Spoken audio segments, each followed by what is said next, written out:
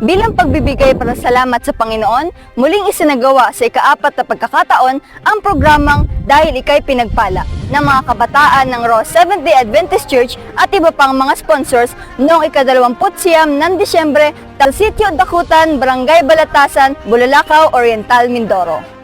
Kalakip ng programang DIP Year 4 ang taus-pusong pagbabahagi ng mga regalo sa 75 na mga bata na kung saan ang mga regalong iyon ay nagmula sa iba't ibang panauhin na nagpaabot ng kanilang mga regalo para sa nasabing programa. Ang experience ko, masaya, happy kasi una sa lahat, ito talaga yung gusto kong gawin dati pa, yung sumama sa mga outreach program, gusto ko talagang sumama kasi maganda experience siya talaga.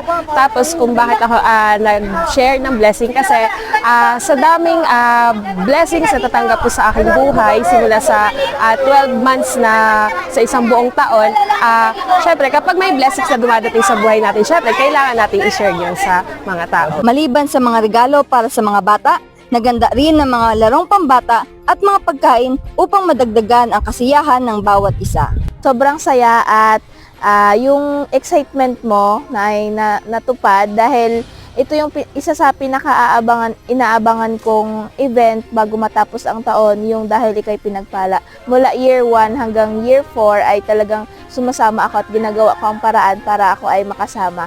At ang kahalagan kasi ng event na to na maging successful ay yung mapasaya ang mga bata.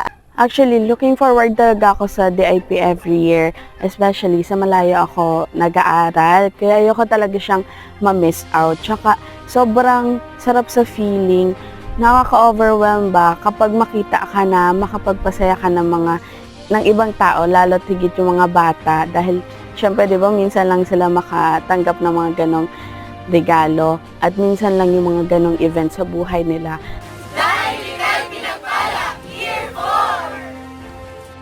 Mula dito sa Mindoro Island Mission, Ivana Fabella, nagbuulat.